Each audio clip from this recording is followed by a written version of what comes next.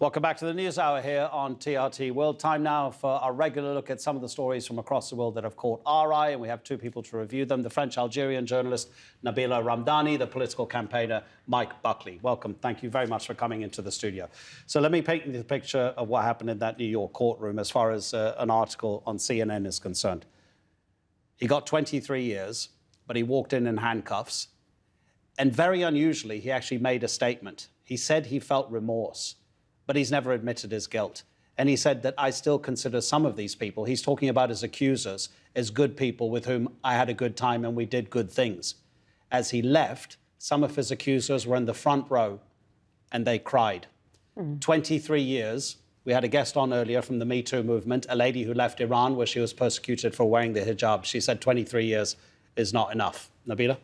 Well, this is, of course, about Harvey Weinstein being sentenced to 23 years in prison. And in my view, this is of no surprise to anybody who has followed the terrifying accusations levelled at the man in power who used his position to abuse women. And this is, of course, was all hidden behind, dare I say, the show business, the veneer of showbiz and indeed glamour. But, and this is perhaps why, he managed to get away with so much, and one of the reasons why he escaped justice for so long. And this sentence is very high and could potentially see him end his life in prison.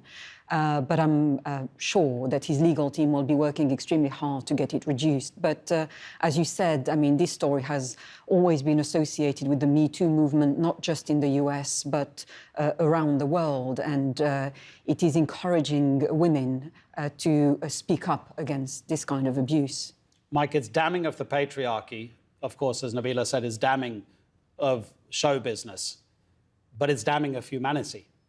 Men protect other men in power, it seems. It is damning in some ways, but on another level, I find this just incredibly hopeful, because it seems to be that we're finally taking this seriously. Do you really think so, though? Because this is high profile.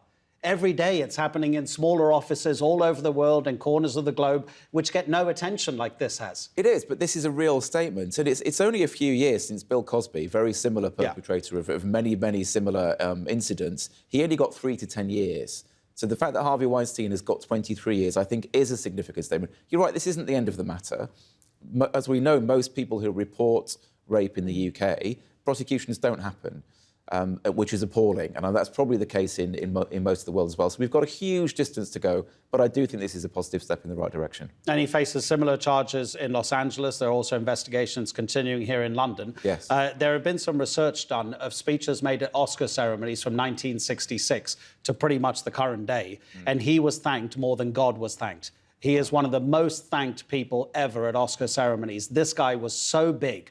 And that's surely one of the reasons that he thought he could get away with it, because people simply wouldn't believe it if the accusers came and said. And he thought that so many people owed their careers to him, he probably thought he could get away with anything. Yes. And one of the things this has proved is that he couldn't get away with everything. And I'm sure there are other people out there who've done similar things, maybe worse things, who think they can get away with everything, and hopefully they can't. So I hope that this encourages other accusers to come forward. And I'm sure it will send out a very tough message, to people out there, and hopefully it will lead to better relations between, men and women in all sorts of positions, not just the showcase trial, as we've seen with Weinstein, but, as you said, ordinary people suffering from that in offices, and hopefully lead to the laws being implemented in a more, in a tougher way.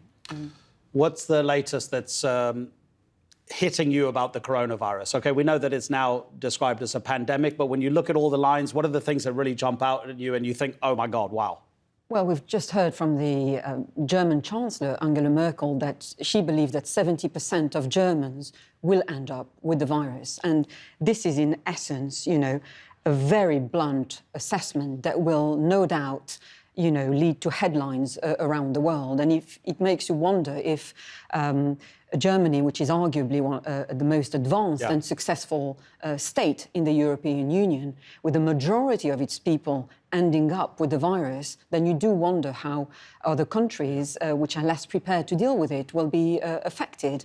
And it's a terrifying figure, which effectively says that the virus is spreading at an alarming rate, and politicians have to be prepared for the worst-case scenario. It will it has already led to some very drastic measures being put in place by governments around the world, and it will lead to flights being suspended, tourist visas being suspended, entire areas which usually are, associated with socialising and indeed relaxing, such as shopping centres, restaurants, being completely shut down. And it's a terrifying scenario, frankly.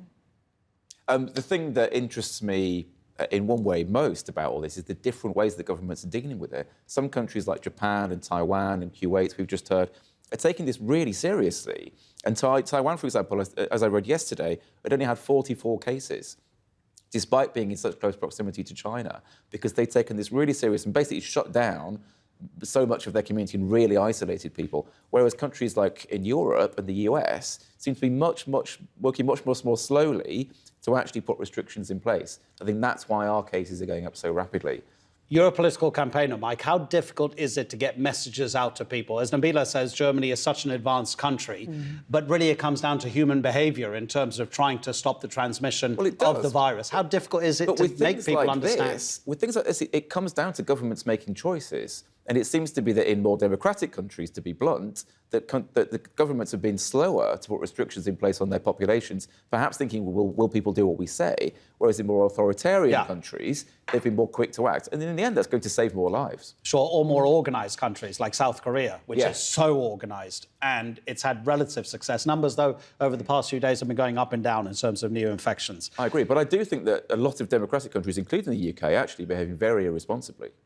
Interesting. Yeah, many people have said that as well. There's a Cheltenham Race Festival. Thousands of people are there every day this week here in the south of England, and people are saying that maybe the government should have stopped. Well, in the UK, we haven't shut anything down. I mean, you come to the airport and you're not even being screened. You're not. I mean, I've just come back on the Eurostar. You're not checked. There's a sign up saying wash your hands, but that's literally it. Whereas I know in a lot of Asian countries, you're screened, your temperature is taken, tests are taken, and so on, because they want to keep people out with the virus. Yeah.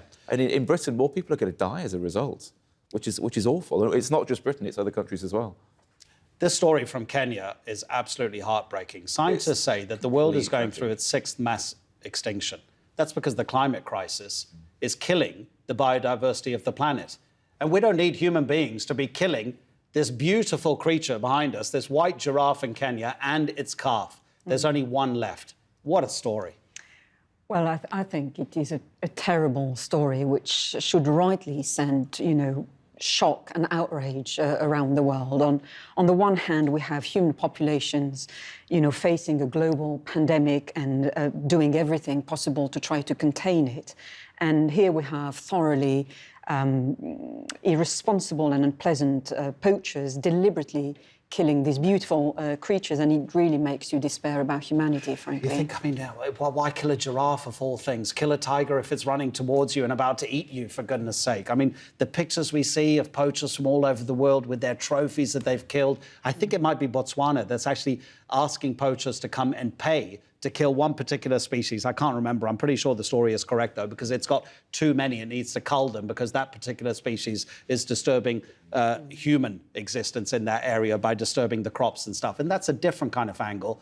But the world belongs as much to them as it does to us. You're right. It's absolutely tragic. And there's only one of these animals left, very, very sadly. So we're going to lose them. Just as I think it was like last year or the year before, we lost a white rhino in another part of Africa. And again, once they've gone, you don't get them back. Yes. But you're right to talk about the mass extinction. I learned the other day, apparently we're losing, estimated, about 100,000 species a year. Maybe it was 100 million species. I think maybe it's 100 million species. I think you're right, actually. It's probably like 100,000 every 24 hours. Yeah, no, it probably is. I think it's 100 number. million species a year. And apparently the natural cycle will be about 10 million species a year. And that's because, obviously, there are very few species of mammals, but there are millions, billions of species of insects. So there is a natural cycle of extinctions and then new species, being created as these things change naturally. But 100 million is way beyond the natural. OK, we've just got literally 60 seconds to go. And Nabila, I hear you particularly wanted to talk about Prince Harry being pranked by these two Russians. Well, a lot of people have been having a laugh about Prince Harry being pranked by Russians, pretending to be Greta Thunberg and her dad. But I think it's a very serious matter. In fact, the recorded conversation includes Harry saying that Donald Trump has blood on his hands and he's actually a poisonous figure. Now, if you think about it... Talking about the climate crisis because of the way Trump has reacted. Indeed, and it's the grandson of a monarch, a head of state, who is insulting America's head of state, and it's not particularly a good idea. And the whole point is that Harry is now trying to project himself as an international celebrity who's respected for his philanthropy. And this, you know, it makes him look actually more vulnerable than him carrying out his routine, royal duties, effectively. Time always runs out on us, doesn't it? Every single time. Nabila Ramdani, Mike Buckley, thank you so much indeed. Look forward to the next time. Pleasure. That's it from them. That's it from me. Here are the normal images that we leave you at the end of every programme. The best stories from around the world as they happen on Wednesday. Bye-bye.